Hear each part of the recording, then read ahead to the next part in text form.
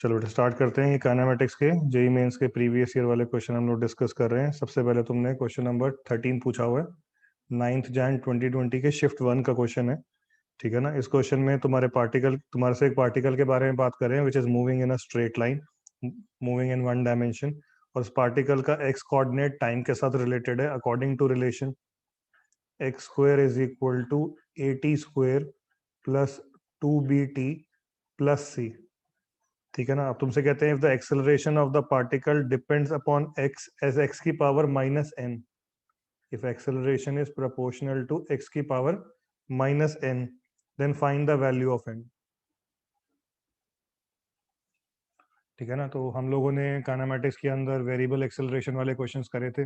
ठीक है, याद है वेरिएबल एक्सेलरेशन वाले क्वेश्चन जो हम लोग करते थे। तो मैं तुम्हें कैसे तुम्हें सिखाया था काइनेमेटिक्स में, तुम्हारे पास डिस्प्लेसमेंट, वेलोसिटी और एक्सेलरेशन, जो ये तीन क्वांटिटीज होती हैं, मैं तुम्हें कहता था इनको तीन स्टेप्स की तरह सोचो। याद है? डिस्प्लेसमेंट को डिफरेंशिएट करोगे d s by d t, velocity आ जाएगी। वेलोसिटी को डिफरेंशिएट करोगे d v by d t, acceleration आ जाएगा। ऐसे एक्सेलरेशन को इंटीग्रेट करोगे, integration of a d t, change in velocity आ जाएगा। Integration of v d t, velocity को इंटीग्रेट करोगे, चेंज इन पोजीशन, डिस्प्लेसमेंट आ जाएगा। तो स्टेप डाउन करने के लिए डिफरेंशिएशन, स्टेप अप करने के लिए इंटीग्रेशन। अभी इस क्वेश्चन में तुम्हें क्या दे रखा है? डिस्प्लेसमेंट और टाइम में रिलेशन, पोजीशन और टाइम में रिलेशन। और पूछ क्या रहा है क्वेश्चन के अंदर? पूछ किसके बारे में रहा है? एक्सेलरेशन के बारे में। तो पोजीशन टाइम में रिलेशन देके एक्सेलरेशन के बारे में पूछ रहा है। क्या करना है क्वेश्चन में? स्टेप डाउन करना है। स्टेप डाउन करने के लिए डिफरेंशिएशन, कितनी सीढ़ी उतरनी है हमें? डिस्प्लेसमेंट से वेलोसिटी, वेलोसिटी से एक्सेलरेशन, 2 सीढ़ी उतरने के लिए 2 बार डिफरेंशिएशन करेंगे। और मैं तुम्हें पास्ट में बता रखा है, जब भी ये स्टेप डाउन करने वाले क्वेश्चन आए, डिफरेंशिएशन करने वाले क्वेश्चन आए, तुम्हें कोई मेथड स्ट्राइक कर रहा है तो बहुत बढ़िया, और नहीं स्ट्राइक कर रहा तो और बढ़िया। क्या करना है? जो भी तुम्हें क्वेश्चन में इक्वेशन दे रखी हो, सिंपली उसको डिफरेंशिएट कर दो with respect to time, answer अपने आप आएंगे। ठीक है ना। तो डिफरेंशिएशन के साथ तुम लोग अब तो पूरी 11th में यूज करते रहे हैं, तो कंफर्टेबल हो ही चुके होगे। फिर से यहाँ पे देखो, डिफरेंशिएट करते हैं विद रिस्पेक्ट टू टाइम। चलो, एक्स स्क्वायर का डिफरेंशिएशन 2x। ठीक है ना। पहले तो एक्स स्क्वायर, स्क्वायर फंक्शन का डिफरेंशिएशन किया, एक्स स्क्वायर का डिफरेंशिएशन क्या हो गया? 2x। स्क्वायर फंक्शन का डिफरेंशिएशन करने के बाद स्क्वायर फंक्शन के अंदर जाओ। स्क्वायर फंक्शन को डिफरेंशिएट करने के बाद स्क्वायर फंक्शन के अंदर घुसे, क्या मिला? एक्स स्क्वायर फंक्शन में स्क्वायर फंक्शन का डिफरेंशिएशन तो हो गया 2x। स्क्वायर फंक्शन के अंदर गए, क्या मिला? x। x का differentiation with respect to time, dx by d t. ठीक है। और dx बाई डी टी को क्या लिख सकता हूं मैं? v। किया? फॉलो किया सबने? राइट हैंड साइड पे आ जाए। चलो, राइट हैंड साइड पे ए टी स्क्वायर में ए तो कांस्टेंट, टी स्क्वायर का डिफरेंशिएशन, टी स्क्वायर का डिफरेंशिएशन क्या हो जाएगा? 2t। हो गया, स्क्वायर फंक्शन का डिफरेंशिएशन हो गया। टी स्क्वायर का डिफरेंशिएशन 2t, स्क्वायर फंक्शन के अंदर जाओ, क्या मिला? टी। टी का differentiation with respect to time, time का differentiation with respect to time, d t by d t 1। ठीक है ना। समझ में आ गया? मल्टीप्लाई बाय 1, वो मल्टीप्लाई बाय 1 में लिख नहीं रहा। ठीक है ना। ऐसे ही आगे बढ़ते हैं। 2bt में 2b तो कांस्टेंट, टाइम का differentiation with respect to time, dt by d t again 1। और c कांस्टेंट है, कांस्टेंट का डिफरेंशिएशन 0। पूरे में से 2 कॉमन आके कैंसिल हो गया। ठीक है ना। हमारे पास क्या रिलेशन आ गया? x into v is equal to a t plus b. काम की बात, पार्टिकल की वेलोसिटी आ गई हमारे पास a t plus b upon x. ठीक है ना। एक बार डिफरेंशिएट किया, वेलोसिटी आ गई। अब इसी एक्सप्रेशन को मैं दूसरी बार डिफरेंशिएट कर दूंगा तो एक्सेलरेशन आ जाएगा। तो ध्यान से देखो, differentiating again with respect to time. चलो डिफरेंशिएट करते हैं। लेफ्ट हैंड साइड पे x इंटू वी का डिफरेंशिएशन, x इंटू वी को डिफरेंशिएट करने के लिए क्या लगाओगे? कौन सा रूल? Product rule. x को कांस्टेंट रख के v को डिफरेंशिएट, फिर v को कांस्टेंट रखते हुए x को डिफरेंशिएट। ठीक है ना। x को कांस्टेंट रखते हुए v को डिफरेंशिएट, फिर अगली बार v को कांस्टेंट रखते हुए x को डिफरेंशिएट। प्रोडक्ट रूल से डिफरेंशिएट कर दिया। राइट हैंड साइड पे ए टी में ए तो कांस्टेंट, टी का differentiation with respect to time, time का differentiation with respect to time 1, b का डिफरेंशिएशन 0, ठीक है ना। X d v by d t, d v by d t क्या हो जाएगा, एक्सेलरेशन। एक्सेलरेशन को मैं ए से रिप्रेजेंट नहीं कर रहा क्योंकि क्वेश्चन के अंदर डिस्कशन में इन्होंने a as a constant use कर रखा है। आगे v dx by d t, dx by d t किसके बराबर हो जाएगा, v के बराबर, is equal to a. Acceleration का एक्सप्रेशन क्या आ गया हमारे पास, a minus v square by x, a minus v square by x. Follow किया यहाँ तक।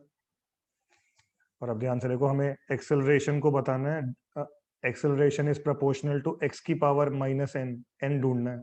तो पहले एक्सेलरेशन को हमें एक्स से रिलेट करना है, और एक्सेलरेट करने के लिए पहले तो इस v वाले टर्म को मैं, नहीं अभी अनुराग जल्दबाजी नहीं, एक्सेलरेशन तो इनवर्सली प्रोपोर्शनल टू एक्स तब बोल सकता था अगर ये न्यूमरेटर वाला टर्म कांस्टेंट होता, ठीक है ना। ये जो अनुराग गलती बता रहा है, कर रहा है, ये बड़ी कॉमन सी मिस्टेक है। हम फ्लो में काम कर देते हैं, acceleration is proportional to 1/x, x की पावर -1, एन की वैल्यू 1 बता दी, काम खराब हो जाएगा।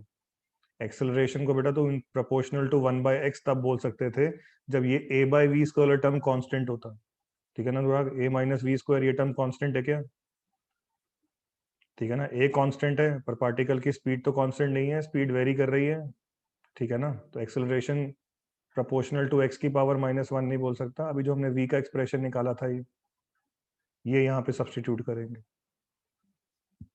तो acceleration is equal to a minus v square, v square क्या हो जाएगा, a t plus b by x का square whole divide by x. तो क्या आ रहा है अपने पास, a x square minus a t plus b का स्क्वायर अपॉन में एक्स क्यूब, ठीक है ना। अब क्वेश्चन के अंदर जो इनिशियल एक्सप्रेशन था हमारा, बिल्कुल सबसे इनिशियल एक्सप्रेशन क्या था, x square is equal to, initial expression क्या था हमारे पास, x square is equal to a t square plus 2bt plus c, ठीक है ना। तो ये टाइम वाले टर्म्स को एलिमिनेट करने के लिए उसी की मैं हेल्प ले रहा हूँ। एक्स स्क्वायर को मैं रिप्लेस कर रहा हूँ a t square plus 2bt plus c से, माइनस राइट हैंड साइड पे ए टी प्लस बी का स्क्वायर क्या हो जाएगा, a square t square plus b square plus 2ab upon में एक्स क्यूब। ध्यान से देखो, a into a t square, a square t square से a square t square term cancel हो गया, a इंटू 2bt, 2abt से 2abt वाला term subtract हो गया, क्या रह गया हमारे पास, क्या आ गया हमारे पास, एक्सेलरेशन का एक्सप्रेशन क्या आ गया हमारे पास, a c minus b square upon x cube में ए सी बी क्या है अनुराग, ए सी और बी, ये जो टर्म सारी न्यूमरेटर में ये सारी कैसी हैं, कांस्टेंट, और ये सारी टर्म कांस्टेंट है। अब तू बोल सकता है acceleration is proportional to x की पावर -3, और अब acceleration is proportional to x की पावर -n से इसको कंपेयर करें तो n की वैल्यू 3 आंसर आया, समझ में आया सबको, क्लियर हुए, स्टेप्स क्लियर हुए सबको। चलो बेटा नेक्स्ट क्वेश्चन तुम जो डिस्कस कर रहे हैं 8 अप्रैल 2019 शिफ्ट 2, क्वेश्चन के अंदर ये वेक्टर्स हैं a1 और a2, a1 का मैग्नीट्यूड 3 बता रखा है, a2 का magnitude 5, a1 plus a2 vector का मैग्नीट्यूड 5, और तुमसे पूछ रखा है डॉट प्रोडक्ट ऑफ एक वेक्टर 2a1 प्लस 3a2, दूसरा वेक्टर 3a1 माइनस 2a2 का। क्या पहले तो जो डॉट प्रोडक्ट निकालना है वो तो बाद में निकालेंगे, पहले जो क्वेश्चन में हमें वैल्यूज प्रोवाइडेड है इनके साथ खेल लेते हैं। तो ध्यान से देखो, वेक्टर a1 का मैग्नीट्यूड पता है, वेक्टर a2 का मैग्नीट्यूड पता है, वेक्टर a1 प्लस a2 किसके बराबर हो जाएगा, तो वेक्टर a1 प्लस a2 का magnitude will be equal to root of a1 square plus a2 square plus 2a1 a2 cos theta, parallelogram law, ठीक है ना। दो वेक्टर हैं, वेक्टर ए वेक्टर बी, तो वेक्टर ए प्लस बी का resultant, a और b का resultant कैसे निकालते थे, under root of a square plus b square plus 2ab cos theta, वही अप्लाई कर रहा हूँ, ठीक है ना। तो a1 प्लस a2 का मैग्नीट्यूड हमें क्वेश्चन में कितना बता रखा है, 5, राइट हैंड साइड पे under root of a1 square plus a2 square में a1 का स्क्वायर 3 का स्क्वायर 9, a2 का स्क्वायर 5 का square 25 plus 2a1 a2 cos theta. ठीक है ना, दोनों साइड स्क्वायर कर देता हूँ। 5 का स्क्वायर 25, 5 से 15 इंटू 2 30 कॉस थीटा। 25 से 25 कैंसिल हो गया। कॉस थीटा की वैल्यू क्या आ गई हमारे पास? कॉस थीटा की वैल्यू क्या आ गई हमारे पास? -9/30 -3/10। ठीक है ना, कॉस थीटा की वैल्यू हमारे पास क्या आ गई? -3/10। ठीक है ना, तो जो क्वेश्चन में डेटा गिवन है उसे a1 a2 का मैग्नीट्यूड पता है 3 और 5, और रिजल्टेंट ऑफ a1 a2 का मैग्नीट्यूड जो 5 दे रखा था उससे हमने थीटा की वैल्यू निकाल ली है, कॉस थीटा -3/10। ठीक है ना, यहाँ तक कैलकुलेशन नोट कर ली। चलो अब इसमें बेटा कॉस थीटा की वैल्यू हम लोगों ने निकाल ली -3/10। अब क्वेश्चन में ढूंढने को क्या बोला है हमें? Dot product of two vectors. पहला वेक्टर है 2a1 प्लस 3a2, दूसरा वेक्टर क्या है हमारे पास? 3a1 minus 2a2। चलो डॉट प्रोडक्ट लेना स्टार्ट करें। चलो स्टार्ट करो। 2a1 डॉट 3a1, पहले तो 2 इंटू 3 6, a1 डॉट a1 क्या बन जाएगा? a1 के मैग्नीट्यूड का स्क्वायर। बोलो ये बात समझ में आती है? ध्यान दो, मेरे पास कोई वेक्टर a है, अगर मैं करता हूँ vector a dot vector a, तो क्या आ जाएगा? a का मैग्नीट्यूड इंटू a का magnitude into cos of angle between them. Vector a और वेक्टर a के बीच में एंगल क्या होगा? 0, कॉस 0 1, क्या आ जाएगा? a डॉट a के मैग्नीट्यूड का स्क्वायर आ जाएगा। समझ में आया कैसे लिखा मैंने? a1 डॉट a1 को मैंने a1 के मैग्नीट्यूड का स्क्वायर कैसे लिखा, समझ में आया सबको? चलो ऐसे ही अब 2a1 और 2a2, 2a1 और -2a2 का डॉट प्रोडक्ट, तो पहले तो 2 इंटू -2 -4 a1 डॉट a2। ठीक है ना, 2a1 का 3a1 के साथ भी डॉट ले लिया, 2a1 का -2a2 के साथ भी डॉट ले लिया। अब आ जाओ 3a2 पे, 3a2 डॉट 3a1 क्या बन जाएगा? 9a1 डॉट a2, और फिर से 3a2 और -2a2 का डॉट लोगे तो 3 इंटू -2 -6 a2 डॉट a2 क्या बन जाएगा? a2 के मैग्नीट्यूड का स्क्वायर। करी फॉलो करी कैलकुलेशन सबने? तो ध्यान दो, a1 का मैग्नीट्यूड क्वेश्चन में कितना दे रखा था? 3 का स्क्वायर 9। ठीक है ना, -6 a2 के मैग्नीट्यूड का स्क्वायर। a2 का मैग्नीट्यूड कितना दे रखा है क्वेश्चन में? 5 का square 25, -4 a1 a2 plus 9 a1 a2, 9 minus 4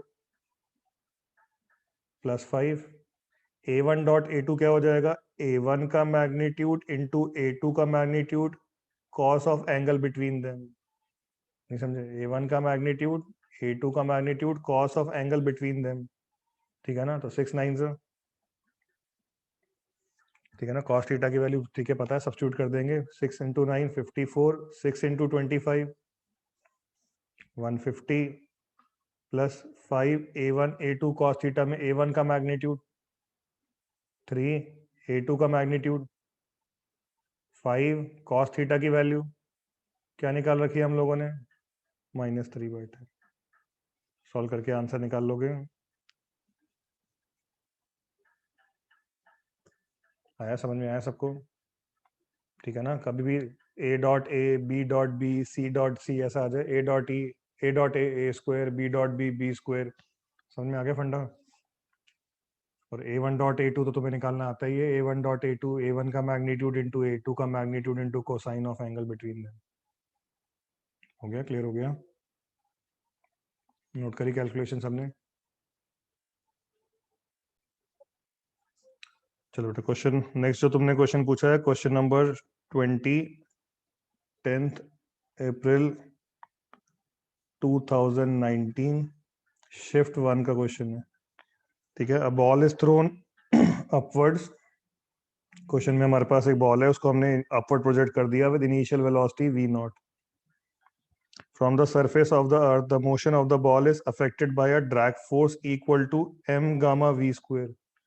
ठीक है ना, इस पे एक ड्रैग फोर्स लग रही है, जब ये बॉडी ऊपर जा रही है तो इस पे ड्रैग फोर्स लग रही है। तो एक तो इस बॉल पे ड्यूरिंग द अपवर्ड मोशन, एक तो इसका वेट mg लग रहा होगा, और एक इसके मोशन को अपोज करने के लिए, वेलोसिटी को अपोज करने के लिए इस पे रेजिस्टेंस फोर्स लग रहा है, ड्रैग फोर्स लग रहा है, ग्रेविटेशन फोर्स के अलावा कितना, m गामा v स्क्वायर।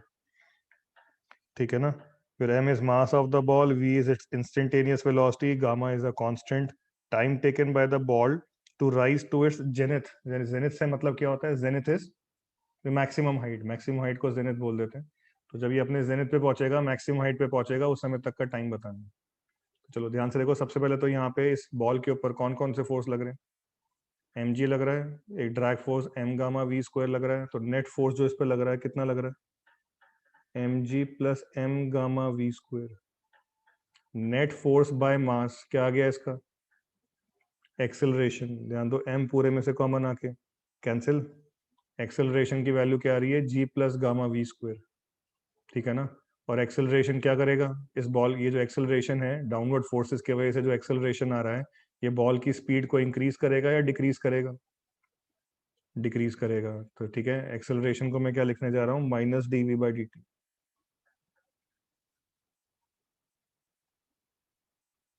ठीक है ना, ये जो भी एक्सेलरेशन है, ये क्या करने वाला है, वेलोसिटी के ऑपोजिट है, वेलोसिटी को डिक्रीज करने वाला है, स्पीड को डिक्रीज करने वाला है। तो एक्सेलरेशन को मैं क्या लिख रहा हूँ, minus d v by d t. Speed को इंक्रीज कर रहा होता तो plus d v by d t. कह रहा अभी d v upon g plus gamma v square is equal to right hand side पे माइनस डी टी। ठीक है ना, तो लेफ्ट हैंड साइड पे d v upon g plus gamma v square, right hand side पे क्या आ गया हमारे पास, माइनस डी टी। दोनों साइड इंटीग्रेट करेंगे, टाइम निकालेंगे, टाइम की वैल्यू 0 से t, और वेलोसिटी बॉल की शुरू में कितनी है, v नॉट, और मैक्सिमम हाइट पे कम होते होते 0 हो जाएगी। ठीक है ना, तो क्वेश्चन तो आसान है मेरे ख्याल से। आगे तुम लोग सभी जैसे बता रहे हो कैलकुलेशन में दिक्कत आ रही है, तो ये एक्सप्रेशन जो है, हमें कैलकुलेशन कैसे करेंगे, मैं तुम्हें कैलकुलेशन करना सिखाता हूँ। तो इसमें जो left hand right hand side वाला तो इंटीग्रेशन आसान है, लेफ्ट हैंड साइड पे जो तुम्हारा एक्सप्रेशन है, इसमें गामा को पहले तो मैं डिनोमिनेटर में से कॉमन बाहर लेता हूँ, d v upon g by gamma plus v square. ठीक है ना, राइट हैंड साइड पे डी टी का इंटीग्रेशन तो टी हो जाएगा, लिमिट डालोगे टी माइनस जीरो, साथ में माइनस लगा हुआ है तो माइनस टी। ठीक है ना, अब ये एक्सप्रेशन हमें किस तरह इंटीग्रेट करना है, हमारा काम हो जाएगा। तो ध्यान दो, इसको इंटीग्रेट करने के लिए हम लगाएंगे इंटीग्रेशन बाय सब्सटीट्यूशन। क्या लगाएंगे हम, इंटीग्रेशन बाय सब्सटीट्यूशन। तो चलो इंटीग्रेशन बाय सब्सटीट्यूशन लगाते हैं यहाँ पे। यहाँ पे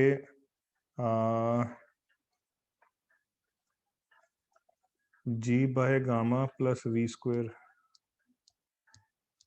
इसको अगर मैं 1 + tan² थीटा वाले फॉर्म में ले जाऊं, और tan थीटा का डिफरेंशिएशन secant² थीटा होता है, तो इसको 1 + tan² थीटा वाले फॉर्म में ले जाने के लिए लेट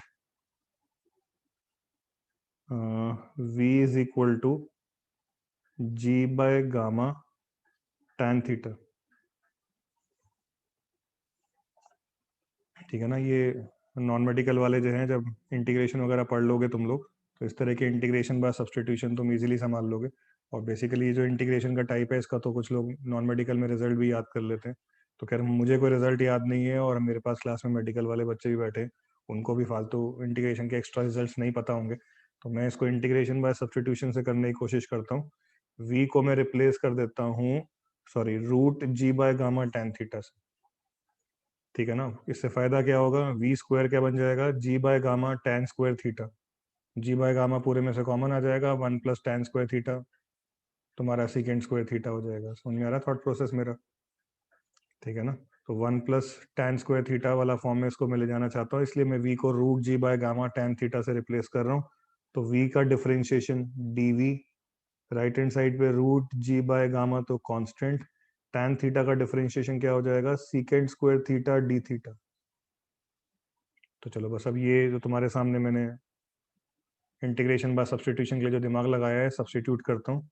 तो 1/गामा तो मैं इंटीग्रेशन से बाहर ले गया था, डीवी को मैं किससे रिप्लेस करूंगा, तो √g/गामा secant square theta d theta upon में g/गामा प्लस वी स्क्वायर, करो वी स्क्वायर क्या आ जाएगा, g/गामा tan square theta, right hand side पे -t तो है ही, ठीक है ना। डिनोमिनेटर में से तुम देखो g/गामा को मैं कॉमन ले लूँ तो 1 + tan स्क्वायर थीटा क्या बन जाएगा,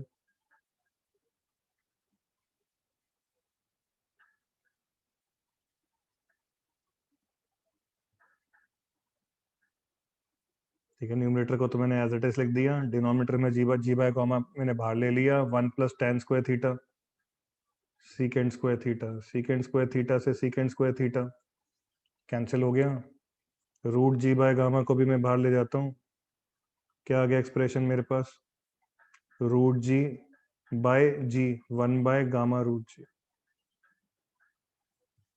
ठीक है। इंटीग्रेशन के अंदर क्या रह गया, थीटा, डी थीटा का इंटीग्रेशन क्या हो जाएगा, डी थीटा का इंटीग्रेशन क्या हो जाएगा हमारा, थीटा। चलो अभी ध्यान से देखो, इंटीग्रेशन की लिमिट्स पे ध्यान दो, लिमिट्स पे ध्यान दो। पहले इंटीग्रेशन किस पे हो रहा था, स्टार्टिंग में v पे, तो लिमिट्स किसकी थी, वेलोसिटी की, वेलोसिटी वेरी करी थी फ्रॉम v0 से 0। बाद में हमने जब v को सब्सटीट्यूट कर दिया इन टर्म्स ऑफ थीटा, तो ध्यान से देखो जब इंटीग्रेशन थीटा के टर्म्स में हो रहा है तो लिमिट्स भी थीटा की डालेंगे, ठीक है ना। तो डालो वेलोसिटी को v0, या चाहे एक चीज़ और भी कर सकते हैं यहाँ पे, मतलब वेलोसिटी को v0 डाल के थीटा की इनिशियल लिमिट आ जाएगी, वेलोसिटी को 0 डाल के थीटा की तुम्हारी फाइनल लिमिट आ जाएगी। तो या तो तुम लिमिट्स चेंज कर लो, या फिर एक और चीज़ कर सकते हैं टू बी और इजियर साइड यहाँ पे, ठीक है, इतना दिमाग ना लगा के, दो दो लिमिट्स ना चेंज करके, ठीक है। तुम लोगों ने जो फाइनल इंटीग्रेशन करके जो रिजल्ट निकाल लिया, ठीक है ना, ये जो हमारे पास एक्सप्रेशन आ गया, क्या आ गया, 1/√गामा g into theta, right hand side पे क्या था हमारा, -t, ठीक है ना। थोड़ी जगह की दिक्कत है, मैं लेफ्ट हैंड साइड पे आ जाता हूँ। 1/√गामा जी को तो एज इट इज, थीटा को मैं रिप्लेस कर सकता हूँ किससे, थीटा को मैं रिप्लेस कर सकता हूँ, हाँ सॉरी मल्टीप्लाई करना है ना मुझे, मल्टीप्लाई कर रहा हूँ थीटा से, थीटा को हम लोग रिप्लेस कर सकते हैं किससे, तो root gamma by g into v का tan इनवर्स, tan थीटा की वैल्यू क्या आ जाएगी हमारी, √गामा/g इंटू वी, तो थीटा की वैल्यू क्या हो जाएगी, tan इनवर्स ऑफ दिस, और फिर वेलोसिटी की लिमिट हमें पता है v0 से 0, राइट हैंड साइड पे क्या आ रहा था, -t। आया समझ में, आया क्या किया मैंने, ठीक है ना। तो हमारे पास आ गया 1/√गामा/g, लिमिट्स डालते हैं, अपर लिमिट डालूं, वेलोसिटी की अपर लिमिट डाली 0, अपर लिमिट डाली 0, ठीक है। tan inverse of 0, tan function की वैल्यू 0 कब होती है, 0 पे ही होती है, ठीक है ना। माइनस लोअर लिमिट डालो, क्या आ जाएगा, tan इनवर्स ऑफ √/गामा/g इंटू v0, और राइट हैंड साइड पे -t, माइनस से माइनस कैंसिल हो गया, टाइम की वैल्यू क्या आ गई हमारे पास, 1/√गामा/g tan इनवर्स ऑफ √गामा/g इंटू v0, ठीक है ना। थोड़ी सी टिपिकल कैलकुलेशन है, पर तुम देख रहे हो नॉन मेडिकल वालों के लिए ज़्यादा मुश्किल नहीं होगी, क्योंकि जब वो 12th के अंदर इंटीग्रेशन वाला चैप्टर पढ़ के बैठे होंगे, ठीक है ना। इंटीग्रेशन वाला चैप्टर तुम लोगों ने अभी नहीं पढ़ा है, जब भी तुम इंटीग्रेशन वाला चैप्टर 12th में नॉन मेडिकल वाले पढ़ लोगे तो इस तरह के इंटीग्रेशन तुम इजीली हैंडल कर लोगे। और मेडिकल वाले ठीक है समझ पाए बहुत बढ़िया, अदरवाइज मुझे नहीं लगता कि मेडिकल वालों को इतना ज़्यादा लंबा चौड़ा इंटीग्रेशन देके फंसाएंगे। खैर स्टिल तुम लोगों ने पूछा था, मैंने एक बार तुम्हारे साथ यहाँ पे डिस्कस कर दिया। तो तुम देख रहे हो क्वेश्चन के अंदर इनिशियल जो कॉन्सेप्ट था, बॉडी पे लगने वाली force divide by mass, body का एक्सेलरेशन, और फिर उसको इंटीग्रेट करके वेलोसिटी और टाइम में रिलेशन। फिजिक्स तो इतनी सी थी, आगे इंटीग्रेशन में तुम देख रहे हो मैथ्स लग गई, अदरवाइज फिजिक्स का जो कॉन्सेप्ट है वो तो तुम इजीली हैंडल कर ही पा रहे हो। चलो बेटा स्टार्ट करते हैं नेक्स्ट क्वेश्चन। नेक्स्ट क्वेश्चन तुम्हारा 10 अप्रैल 2019 शिफ्ट 2 का क्वेश्चन है, ठीक है ना, 10 अप्रैल 2019 शिफ्ट 2 का क्वेश्चन है। ठीक है, क्वेश्चन जो है ये प्रोजेक्टाइल ऑन इंक्लाइन प्लेन के ऊपर बेस्ड है। क्वेश्चन के अंदर तुम्हें इंक्लाइन प्लेन दे रखा है जिसका एंगल ऑफ इंक्लिनेशन 30 डिग्री है। तुम्हें क्वेश्चन में इंक्लाइन प्लेन दे रखा है जिसका एंगल ऑफ इंक्लिनेशन 30 डिग्री है। इस इंक्लाइन प्लेन के बॉटम से हम लोगों ने एक पार्टिकल को प्रोजेक्ट कर दिया है वेलोसिटी 2 मीटर पर सेकेंड से इंक्लाइन प्लेन से 15 डिग्री एंगल पे। और अब ये प्रोजेक्टाइल मोशन करते हुए इंक्लाइन प्लेन पे पॉइंट ऑफ प्रोजेक्शन से कितना दूरी पे जाके गिरेगा वो डिस्टेंस हम लोगों को बताना है। ठीक है ना, तो प्रोजेक्टाइल ऑन इंक्लाइन प्लेन वाले क्वेश्चन आ जाए। ठीक है, तो तुम्हें मैंने क्या ट्रिक सिखाई थी? प्रोजेक्टाइल ऑन इंक्लाइन प्लेन में रेंज निकालने को आ जाए, रेंज निकालने वाले question, range on incline plane निकालने को आ जाए, तो सबसे पहले तुम क्या निकालो? Horizontal range. ठीक है, हमें सबको पता है during projectile motion horizontal velocity remains constant. ठीक है ना, तो हॉरिजॉन्टल रेंज निकाल लो किसी तरह। एक बार अगर तुमने हॉरिजॉन्टल रेंज ढूंढ ली तो रेंज ऑन इंक्लाइन प्लेन किसके बराबर हो जाएगा? तो तुम देख रहे हो डायग्राम के अंदर ही cos 30 right angle triangle cos 30 base upon hypotenuse. तो range on incline plane will be equal to horizontal range by cos 30। ठीक है, बस किस तरह हॉरिजॉन्टल रेंज मिल जाए हमें ड्यूरिंग प्रोजेक्टाइल मोशन, पार्टिकल की हॉरिजॉन्टल रेंज मिल जाए, डिवाइड बाय cos 30 कर देंगे तो रेंज ऑन इंक्लाइन प्लेन आ जाएगी। और हॉरिजॉन्टल रेंज किसके बराबर होती है? Horizontal velocity into time of light. Horizontal velocity into time of light. ठीक है ना, during projectile motion horizontal direction में वेलोसिटी कांस्टेंट तो displacement is velocity into time. During projectile motion horizontal direction में कितनी वेलोसिटी है तुम्हारे पार्टिकल की? 2 cos थीटा। मैं थीटा क्या लूं? थीटा कितना लूं डायग्राम देख के बताओ। ठीक है ना, वेलोसिटी 2 मीटर पर सेकंड का हॉरिजॉन्टल कंपोनेंट क्या हो जाएगा? 2 cos थीटा, थीटा 15 प्लस 30 45। और टाइम ऑफ लाइट कैसे निकालते हैं? प्रोजेक्टाइल ऑन इंक्लाइन प्लेन में टाइम ऑफ लाइट निकालने का क्या तरीका होता है? क्या तरीका बताया हुआ है? इंक्लाइन प्लेन को मानो एक्स एक्सिस और इंक्लाइन प्लेन के परपेंडिकुलर वाई एक्सिस। नहीं नहीं कुछ ये तो प्रोजेक्टाइल ऑन ग्राउंड का फॉर्मूला बता रहे हैं ना। तो प्रोजेक्टाइल ऑन इंक्लाइन प्लेन में टाइम ऑफ लाइट निकालने का क्या तरीका बताया हुआ है? प्रोजेक्टाइल ऑन इंक्लाइन प्लेन में इंक्लाइन प्लेन को मानो एक्स एक्सिस, इंक्लाइन प्लेन के परपेंडिकुलर वाई एक्सिस, और फिर टाइम ऑफ लाइट किसके बराबर हो जाता है? 2u/ay।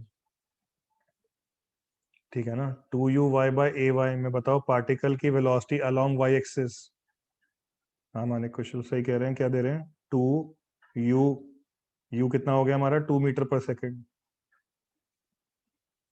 2u/y में वेलोसिटी का y कंपोनेंट, y एक्सिस के अलोंग कंपोनेंट कितना आ जाएगा? 2 sin 15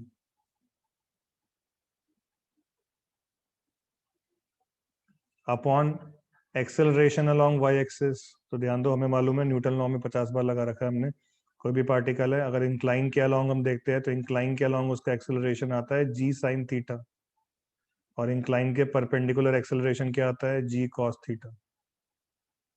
तो एक्सेलरेशन अलोंग y एक्सिस के अलोंग तुम्हारे प्रोजेक्टाइल मोशन करने वाले पार्टिकल का एक्सेलरेशन क्या हो जाएगा? g cos 30, g 10 cos 30।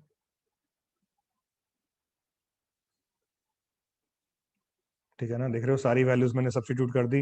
क्या आ गया? रेंज, हॉरिजॉन्टल रेंज आ गया। और हॉरिजॉन्टल रेंज निकालने के बाद क्या करना है? उसको डिवाइड बाय cos 30। क्या आ जाएगा? Range on incline plane. ठीक है ना, क्या आ जाएगा? Range on incline plane. ठीक है ना, मुझे बताओ कैलकुलेशन में cos 45 की वैल्यू 1/√2 सबको पता है। cos 30 की वैल्यू √3/2 सबको पता है। कहाँ अटकोगे? sin 15। ठीक है ना, कहाँ अटकेंगे? sin 15। ठीक है ना, sin 15 की वैल्यू √5 माइनस 1/4 कुछ। ठीक है, जो भी वैल्यू होती है मुझे भी याद नहीं है। ठीक है ना, तो sin 15 की वैल्यू कैसे निकालते हैं वैसे? sin 15 की वैल्यू निकालनी पड़ जाए। ठीक है, जिनको याद है बहुत बढ़िया, जिनको नहीं याद है खुद निकाल लेंगे। sin 15 बहुत बढ़िया, क्या लिख लोगे? साइन 45 माइनस 30, ठीक है ना। साइन ए माइनस साइन बी क्या फॉर्मूला होता है? साइन ए माइनस साइन बी क्या फॉर्मूला होता है? तो sign A cos B minus cos A sine B, ठीक है ना। तो यही फॉर्मूला यहाँ पे लगाओ। साइन 45 1/√2 कॉस 30 √3/2 माइनस, अब क्या करेंगे, cos 45 1/√2 साइन 30 1/2, ठीक है ना। तो डिनोमिनेटर में 2√2 तो कॉमन आ गया और न्यूमरेटर में √3 - 1, ठीक है ना। ये साइन 15 की वैल्यू आ गई। अब सारी वैल्यू सब्स्टिट्यूट करो, कैलकुलेशन करके आंसर निकालो। क्या तुम लोगों को ये भी हिंट हो रहा होगा कि जेई मेंस वाले कितनी कैलकुलेशन कराते हैं? जब जेई मेंस वालों का पहले जो पेपर होता था AI ट्रिपल ई के नाम से होता था, जब AI ट्रिपल ई के नाम से होता था तो फिर इसमें 45 क्वेश्चन आते थे, ठीक है ना। धीरे धीरे उनका पैटर्न चेंज किया, 45 से ये लोग 30 पे आ गए, और आज के समय में ये 30 से कम करके 25 पे आ चुके हैं। तो जहाँ ये नंबर ऑफ क्वेश्चन रिड्यूस करते जा रहे हैं, ऑब्वियसली तुम्हारा कैलकुलेशन वाला पार्ट इंक्रीज करता जा रहा है, ठीक है ना। तो कैलकुलेशन तुम देख रहे हो अच्छी खासी हो रही है इसके अंदर, इसको सॉल्व करने में भी काफ़ी टाइम लग जाएगा। तो वो तुम्हारे ऊपर है, तुम्हारी कैलकुलेशन की स्पीड कितनी फास्ट है।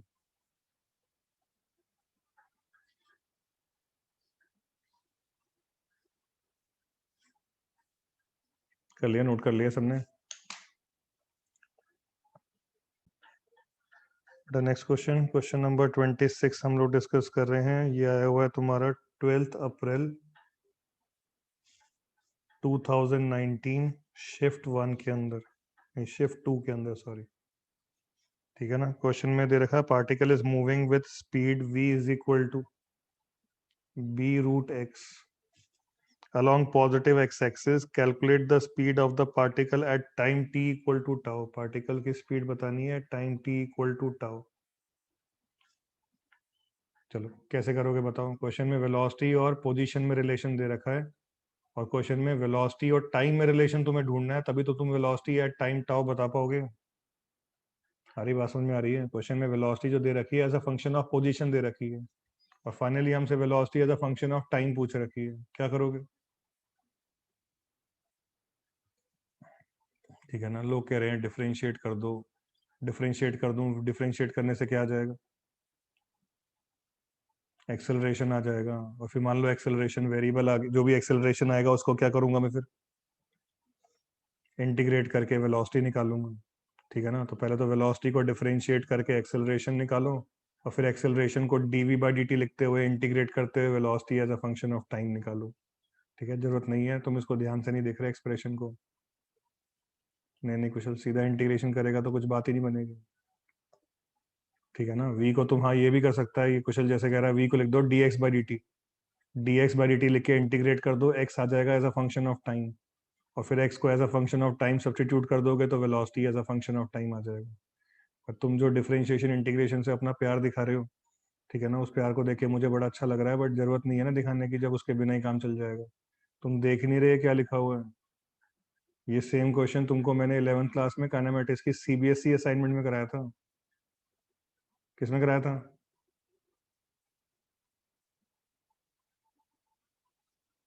कुछ याद आया क्या? इक्वेशन को स्क्वायर करके देखो, v² is equal to b²x, क्या लिखा हुआ है ये?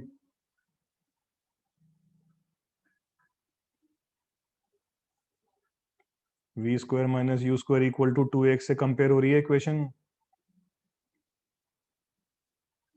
और v² minus u² equal to 2as कब एप्लीकेबल होता है? When particle is moving in a straight line with constant acceleration। तो ध्यान से देखो, तुम जब देख रहे हो कि ये equation v² minus u² equal to 2a से कंपेरेबल है, तो हमें वैसे ही समझ में आ गया particle is moving with constant acceleration, and that acceleration is equal to b²/2 and initial velocity is 0। बस कहानी खत्म हो गई। एक्सेलरेशन कांस्टेंट है, इनिशियल वेलोसिटी 0 है, वेलोसिटी है टाइम t निकालने के लिए क्या लगा दोगे? v is equal to u plus a t में acceleration b square by 2, initial velocity 0, time question में टाउ दे ही रखा है, b स्क्वायर टाउ बाय 2, ये हमारा आंसर। क्वेश्चन नंबर 26 क्या आंसर? B answer. कितना आसान क्वेश्चन है, ठीक है ना। कोई इंटीग्रेशन करने की कोशिश कर रहा है, कोई डिफरेंशिएशन कर रहा है, किसी के दिमाग में ये नहीं आ रहा कि देखो v square minus u square equal to 2 ऐसी तो लिखा हुआ है ये, ठीक है ना। कॉमन सेंस लगानी है, एग्जाम में टाइम बचाना है। चलो नेक्स्ट क्वेश्चन जो तुमने पूछा हुआ है, क्वेश्चन नंबर 27, जेई मेंस में 9th Jan 2019 शिफ्ट 1 में आया हुआ है, ठीक है ना। क्वेश्चन में क्या दे रखा है, we have a particle moving with velocity, particle दे रखा है जिसकी वेलोसिटी हमें दे रखी है k y i cap plus k x j cap, where k is a constant, the general equation of its path is, और फिर A B C D 4 option दे रखे हैं, एक्स और वाई कोऑर्डिनेट में रिलेशन तुम्हें बताना है, बेसिकली इक्वेशन और ट्रेजेक्टरी पूछ रहा है। अब तुम्हें पार्टिकल की वेलोसिटी बता रखी है as a function of time, और तुमसे पार्टिकल का इक्वेशन और ट्रेजेक्टरी निकालने को बोल रहा है, ठीक है ना। तो ध्यान से देखो, वेलोसिटी के y i cap plus k x j cap में के वाई क्या है, वेलोसिटी का एक्स कॉम्पोनेंट, वेलोसिटी के एक्स कॉम्पोनेंट को मैं क्या लिख दे रहा हूँ, D x by d T, और के एक्स जे कैप में के एक्स क्या है, वेलोसिटी का वाई कॉम्पोनेंट, वेलोसिटी का y component, y coordinate change करेगा, d y by d t लिख दे रहा हूँ, ठीक है ना। तो चलो याद करो, पहले तो मैं तुम्हें इक्वेशन और ट्रेजेक्टरी का जो हमने क्वेश्चन किया था, प्रोजेक्टाइल मोशन में करते थे हम, इक्वेशन और ट्रेजेक्टरी निकालते थे। इक्वेशन और ट्रेजेक्टरी निकालने के लिए हम लोग क्या करते थे, हमारे पास जो पार्टिकल प्रोजेक्टाइल मोशन कर रहा होता था उसका एक्स कोऑर्डिनेट होता था as a function of time, याद है, x is equal to u cos theta into t, उसका y coordinate u sine theta into t minus half g t square, particle का x कोऑर्डिनेट पता था as a function of time, y coordinate पता होता था as a function of time, दोनों equation में से हम टाइम को एलिमिनेट कर देते थे, x और y में रिलेशन निकाल देते थे, ठीक है ना। सेम कहानी यहाँ पे करते हैं, इक्वेशन और ट्रेजेक्टरी निकालनी है, किसी तरह हमें x कोऑर्डिनेट मिल जाए as a function of time, y coordinate मिल जाए as a function of time, तो टाइम को एलिमिनेट करने से x और y में रिलेशन आ जाएगा। चलो x coordinate as a function of time निकालने के लिए फर्स्ट इक्वेशन को इंटीग्रेट करें, तो देखो फर्स्ट इक्वेशन को इंटीग्रेट करेंगे तो x as a function of time आ जाता, पर दिक्कत dx by d t is equal to k y. ध्यान से देखो, यहाँ पे तुम्हारे पास इक्वेशन के अंदर दो नहीं तीन तीन वेरिएबल आ रहे हैं, x भी आ रहा है, y भी आ रहा है, t भी आ रहा है।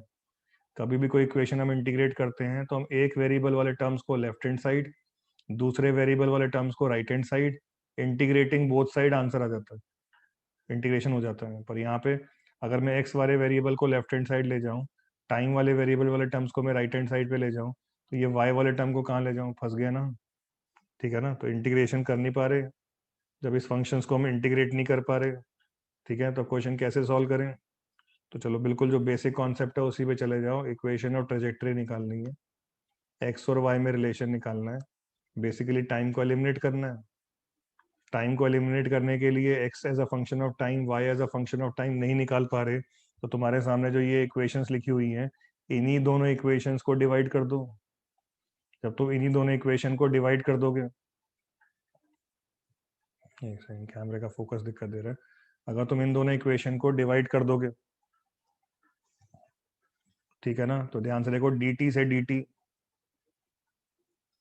कैंसिल हो जाएगा, क्या आ जाएगा हमारे पास, लेफ्ट हैंड साइड पे dx by d y, right hand side पे भी k से k कैंसिल हो जाएगा, क्या आ जाएगा, y अपॉन एक्स, ठीक है ना। और अब इसको मैं क्रॉस मल्टीप्लाई कर दूं तो x dx is equal to y d y integrating both sides, ठीक है ना, हमारे पास x और y में रिलेशन आ जाएगा, ठीक है ना। तो चलो यहाँ पे तुम्हारा जो पार्टिकल है मूव कर रहा है, बट पार्टिकल की इनिशियल कोऑर्डिनेट्स, इनिशियली x और y कोऑर्डिनेट क्या है कुछ नहीं बता रखे, अगर initial x coordinate y coordinate बता रखे होते तो मैं इंटीग्रेशन की लिमिट डालता, x naught initial x coordinate मान लो एक्स नॉट, और वाई कोऑर्डिनेट वाई नॉट दे रखा होता क्वेश्चन में, तो एक्स की लिमिट डालता मैं एक्स नॉट से एक्स, वाई की लिमिट डालता मैं वाई नॉट से वाई। पर अभी पार्टिकल के कोई भी कोऑर्डिनेट्स मुझे रास्ते में बता नहीं रखे, मुझे इंटीग्रेशन करना पड़ेगा बिना लिमिट्स के, और जब बिना लिमिट्स के इंटीग्रेशन करूंगा तो क्या करना पड़ेगा मुझे, साथ में ऐड करना पड़ेगा कांस्टेंट ऑफ इंटीग्रेशन। ठीक है ना, तो हमारे पास इक्वेशन आ रही है x square is equal to y square plus 2c, that is x square is equal to y square plus some constant. कौन सा ऑप्शन हो जाएगा, डी आंसर।